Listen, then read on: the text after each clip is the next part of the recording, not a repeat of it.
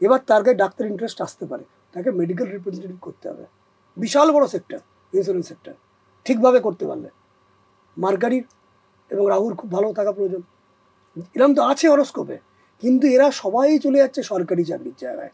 এই জন্য 25-এর তলায় কিন্তু দেখা যাচ্ছে 42% বেরোজগারি। পরে তারা রিয়ালাইজ করছে।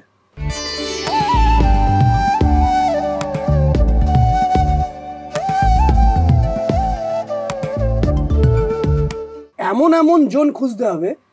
আমাদের কাছে রয়েছে ওই আটা রয়েছে, ধান রয়েছে, ফসল রয়েছে, ক্লোথ রয়েছে, টি শার্ট রয়েছে, টেলিকম রয়েছে, ডিটেলিং রয়েছে, লজিস্টিক্স রয়েছে, টেলিকম রয়েছে, কম্পিউটার রয়েছে, ক্যামেরা রয়েছে, সেলাই রয়েছে, কত কিছু আছে।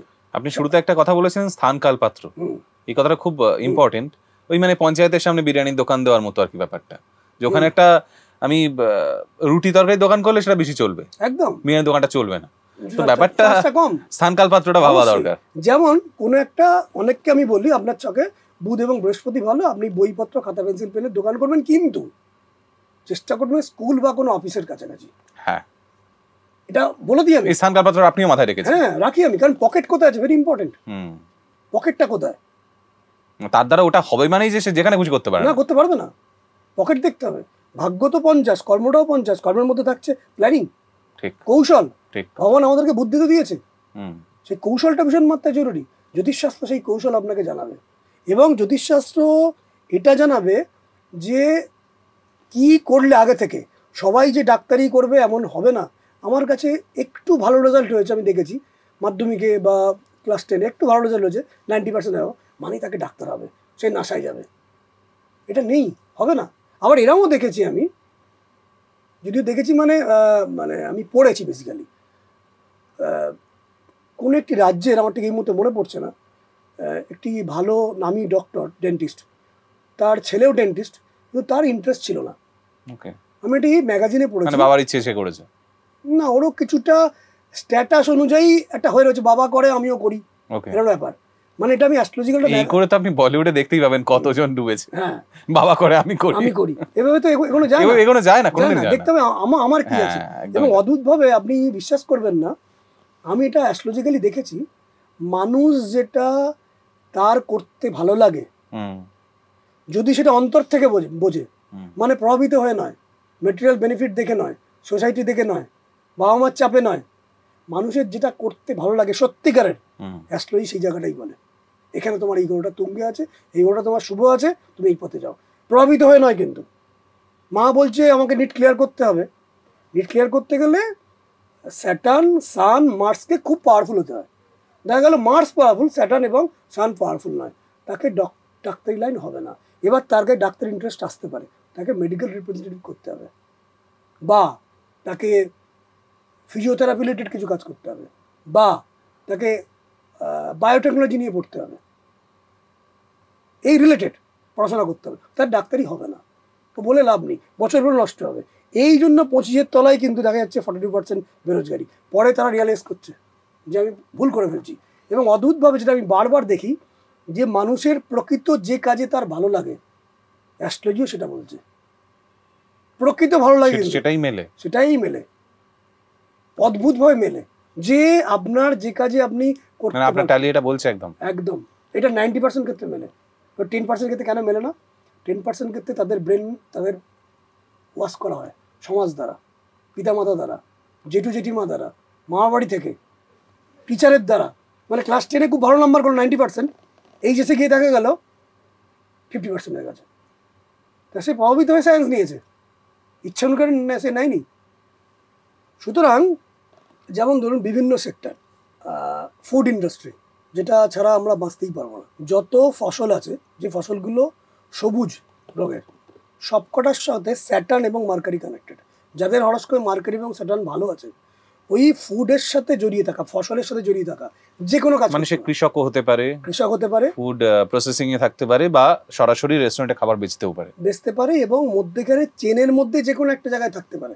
ওকে, শুধু তাই না, কোনো একটা ফসল, লার্জ লেভেল ফসল, এক জায়গা থেকে অন্য জায়গা পৌঁছে দেওয়া, ট্রান্সপোর্টেও থাকতে পারে। হ্যাঁ, তো আমি তার খাবারের সঙ্গে সম্পর্ক, তাহলে খাবারের সাথে যে কোনো পাওয়া গেল। এবার দ্বিতীয়, খাবারে পরে গিয়ে আসবে হেলথ, কারণ ভুল খেলে হেলথ প্রবলেম আসবে।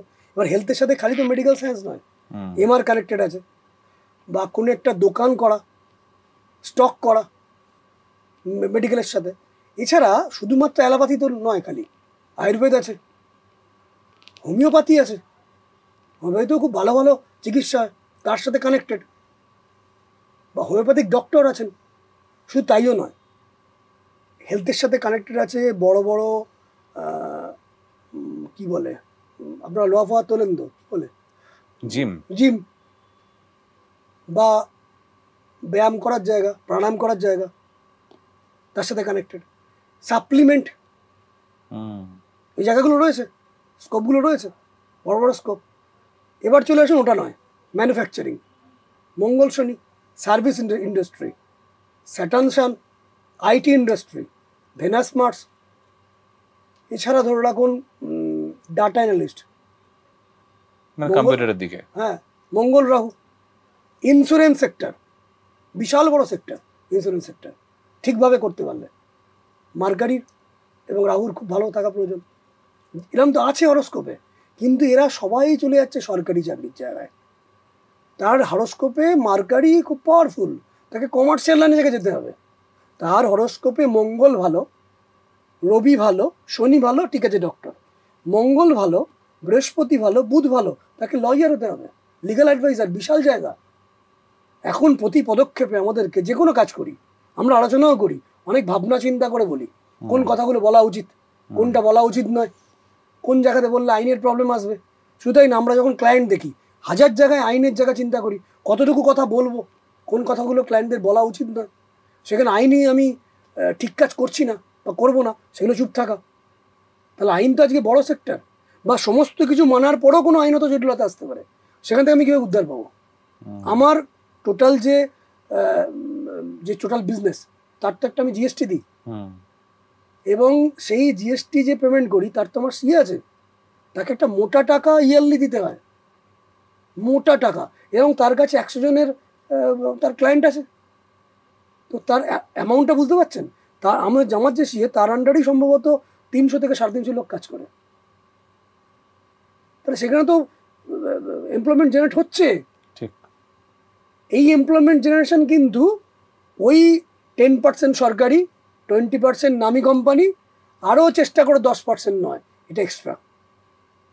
যে লোকটা হয়তো দোকানে, শুনতে খারাপ, কচুরি বিক্রি করছে দিনে, আমি রিসেন্টলি শুনছিলাম কোনো একটা ফেসবুকেতেই, নাম বলবো না, সে তার 4টে কচুরির দাম 40 টাকা, দিনে 1000টা কচুরি বিক্রি হয়, তার মাসে 12 লাখ টাকা ইনকাম।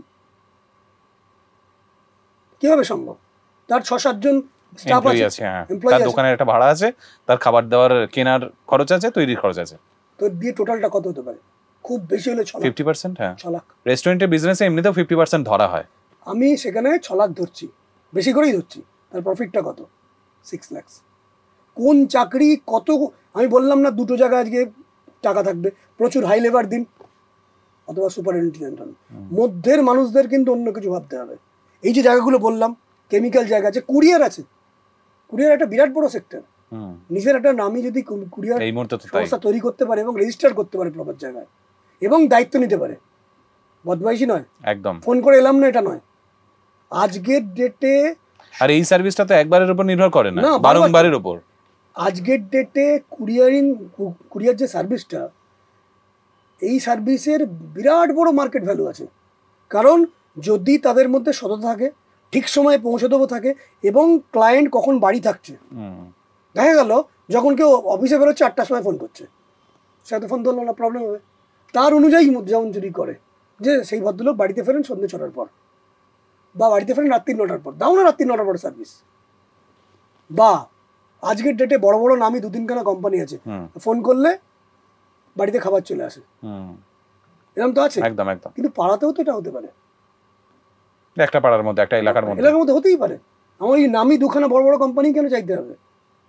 সেখানে তাদের প্রয়োজন মতো বাড়ি টু বাড়ি দেখে দেখে, এগুলো শুনতে খারাপ, লোকে ভাবে এগুলো তো আমার সম্মান চলে যাবে, কিন্তু বেকারত্বের অবস্থা 25 বয়সে। কিন্তু সেই আপনি যে দুটোর কথা ইঙ্গিত করছেন, সেই দুটো অনলাইন পোর্টালেও কিন্তু হাজার হাজার লাখ লাখ ছেলে মেয়ে কাজ করছে।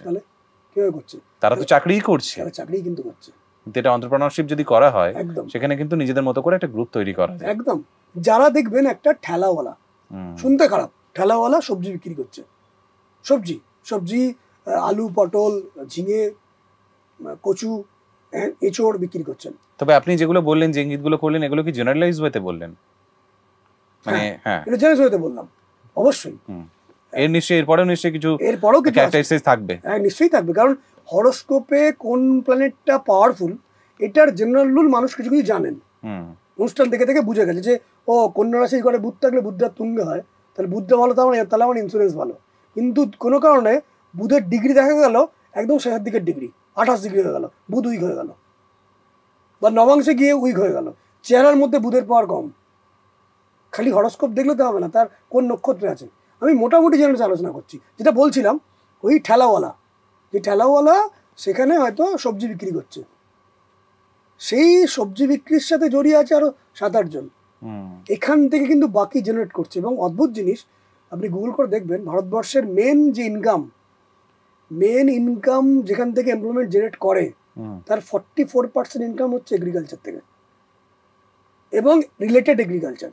এখানে বিরাট বড় স্কোপ আছে। সবাই কি আমায় ডাক্তার হতে হবে, সিএ হতে হবে, এমবিএ হতে হবে, আইআইটি ক্র্যাক করতে হবে? হয় কেন? এরা তো প্রচুর ইনকাম করছে।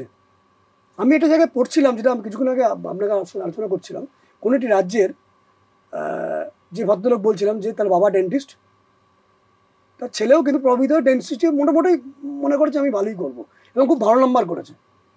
কিন্তু ওই দাঁত তুলতে তুলতে তার বিরক্ত লাগতো, রান্না করলো, তার ভালো লাগলো না। সেটা স্টাডি করে ফিনল্যান্ডে সবচেয়ে ভালো স্ট্রবেরি তৈরি হয়, সেখানকার রিসার্চ ওয়ার্ক পড়লো। সে স্ট্রবেরি কোনো একটা রাজ্যে, বোধহয় হরিয়ানা না কোন জায়গায়, বিশাল এলাকায় তৈরি করছেন। তার মাসিক রেভিনিউ হচ্ছে প্রায় 1 থেকে 1.5 কোটি টাকা, খালি স্ট্রবেরি।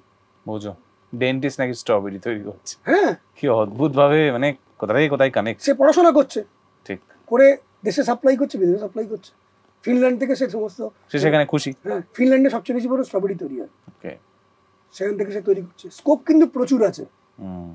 এবং আমার কাছে ওই যে শুরুতে বলছিলাম 10 জন ব্যক্তি আছে, 5 জন টোটাল ক্ষেত্রে অ্যাভারেজ ইনকাম করে বিলো 20,000, আর বাকি 5 জন কিন্তু ভালো ইনকাম করে, ভালো করে না। হ্যাঁ, আর বাকি যে 5 জনের মধ্যে প্রথম লেভেলে 10 লাখ ইনকাম করে আছে। এই 10 লাখ যারা ইনকাম করছেন, কোনো একটা বড় এন্টারপ্রেনার বা বিজনেস করছেন, তারা এসে আমাদেরকে বারবার বলেন ভালো ছেলে পাচ্ছি না, ভালো স্টাফ নেই, ভালো লোক লিখতে পারে না, দায়িত্ববান নয়, লোক পাচ্ছি না।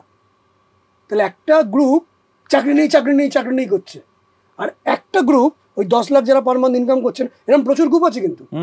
মানে আমার কাছে লোক পাচ্ছে না। আমার কাছে 10 লাখ ইনকাম করেন, এরম কম করে হলো লাস্ট 20 বছরে কম করে হলো 200 থেকে 300 এসছেন। আমি বোধহয় কম করে বলছি।